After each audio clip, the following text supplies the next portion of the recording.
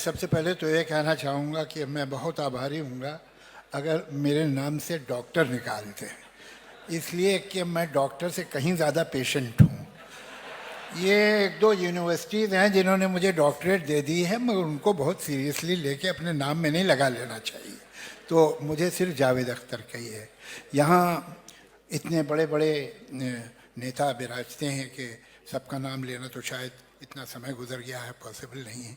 लेकिन शरद पवार जी, फारूक अब्दुल्ला साहब, थोराट साहब, हमारे प्रफुल्ल भाई, अजीत पवार साहब और बाकी लोग जितने माननीय लीडर बैठे हैं, सबको मैं नमन करता हूँ, सलाम करता हूँ।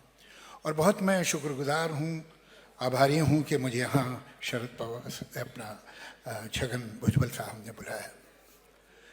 मैं जब यहाँ बैठा हुआ था तो एक बात मेरे ध्यान में आई और मैं आपसे शेयर करना चाहता हूँ। हिंदुस्तान में जनतंत्र है, डेमोक्रेसी है, कम से कम अभी तक तो है। लेकिन जब हम निकलते हैं इस देश से और मेडिटेरियन कोस्ट तक चले जाते हैं तो हमको जनतंत्र नहीं मिलता। ऐसा क्या गुण है हम में, ऐसे क्या हीरे टके हैं कि हमने जनतंत्र को रखा और उसकी जड़ें हमारी धरती में इतनी गहरी उतर गई हैं कि आज उखाड़ने वाले उखाड़ नहीं पा रहे हैं। क्या वजह है? उसकी वजह यह है कि हम हजारों साल से जनतंत्र के लिए तैयार हो रहे थे, हमारी ट्रेनिंग चल रही थी। ये विचारधारा, ये संस्कृति ये कहती है इस देश की कि चार बातें मेरी ठीक हैं, हो सकता है चार बातें इनकी भी ठीक हों, चार शायद ये भी ठीक कह रहे हो, कुछ बात मैं इनकी मान नहीं रहा हूं, लेकिन हो इनका भी पॉइंट ऑफ व्यू है, इनका भी एक विचारधारा है।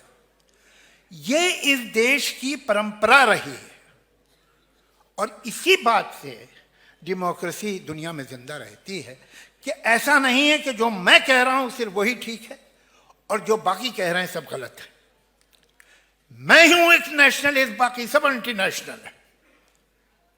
ये इस देश की विचारधारा और संस्कृति नहीं रही कभी, इसलिए हमारे पास डेमोक्रेसी है। और जहां जहां ये हुआ है और जहां जहां ये विचारधारा है कि जो हम कह रहे हैं वो ठीक है और जो हम नहीं कह रहे हैं वो बिल्कुल गलत है, वो सही हो ही नहीं सकता, तो वहां जनतंत्र कैसे होगा?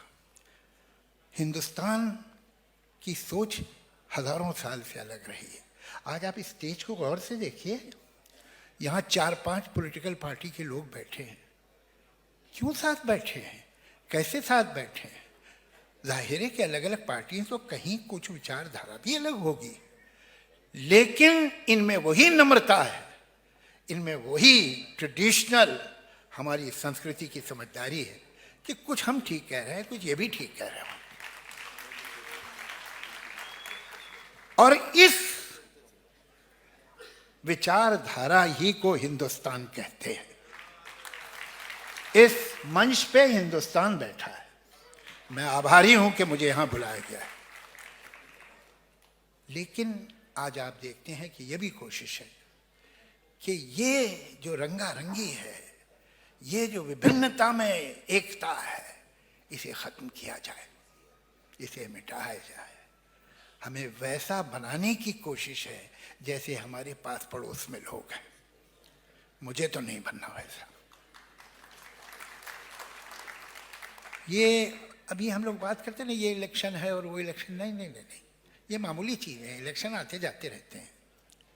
सवाल ये है कि मुझे और आपको, हम सबको सोचना ये है कि अब जाना किधर है इस देश को?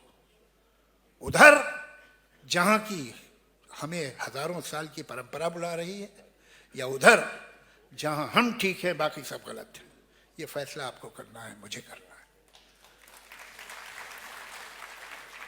मैं सबसे पहले तो बधाई दूंगा छगन भुजबल साहब को उनकी 75वीं सालगिरह पे, और मैं काफ़ी इनसिक्योर हो रहा हूँ उन्हें देख के कि 75 साल की उम्र में इतने फिट दिखाई दे रहे हैं। मुझे भी अब कुछ योगा सीरियसली शुरू करना पड़ेगा। इनसे मेरी मुलाकात जब पहली बार हुई, वो किस्सा मैं आपको सुनाना बहुत ज़रूरी है।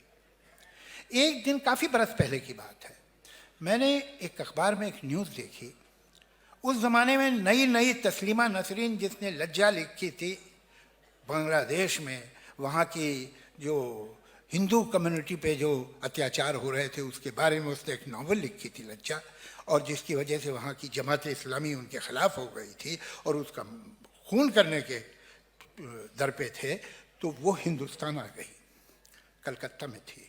तो मैंने अखबार में एक छोटी सी न्यूज़ पढ़ी कि तस्लीमा नसरीन मुंबई आ रही है और एक सर्टेन ग्रुप है मुंबई में ही, एक सर्टेन पार्टी है जिसने कहा कि अगर उसने मुंबई में पैर रखा तो हम उसे जिंदा जला देंगे। मैंने कहा ये बात तो बड़ी गलत है कि हम ये सुन लें और चुप रहें। मैंने अपने एक दोस्त को कलकत्ता फ़ोन किया, पूछा कि मुझे किसी तरह से तो मिला नहीं था उससे, तस्लीमा नसरीन का फ़ोन नंबर मिल सकता है? मुझे मिला।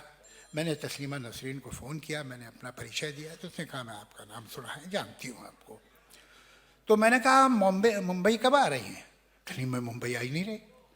मैंने कहा आप नहीं आ रही होंगी, लेकिन अब तो आना पड़ेगा, इसलिए कि अब आप नहीं आई तो इस ग्रुप को लगेगा कि इसकी वजह से आप नहीं आई हैं, तो आप मुंबई आइए। तो अच्छा कहने में आ जाऊंगी आप ऐसा कहते हैं। तो शाम को मुझे बुद्धदेव भट्टाचार्य साहब जो कि डिप्टी चीफ मिनिस्टर थे वहाँ, उन्होंने फ़ोन किया कि भाई तुम उसे बुला रहे हो, उसकी सुरक्षा कैसे होगी वहाँ?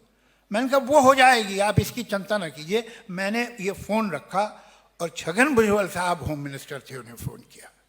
मैं सर इस लड़की को हमें बुलाना है मुंबई में, और मुंबई के किसी छुपे हुए कोने में जलसा नहीं करना है, हम वहाँ करेंगे जहाँ जिस एरिया को सेंसिटिव कहा जाता है, और हम बोलेंगे वहाँ खड़े। छगन भुजबल साहब ने कहा कि आपका जनतांत्रिक अधिकार है, डेमोक्रेटिक राइट है, आप उन्हें बुलाइए, हम आपको पूरा प्रोटेक्शन देंगे।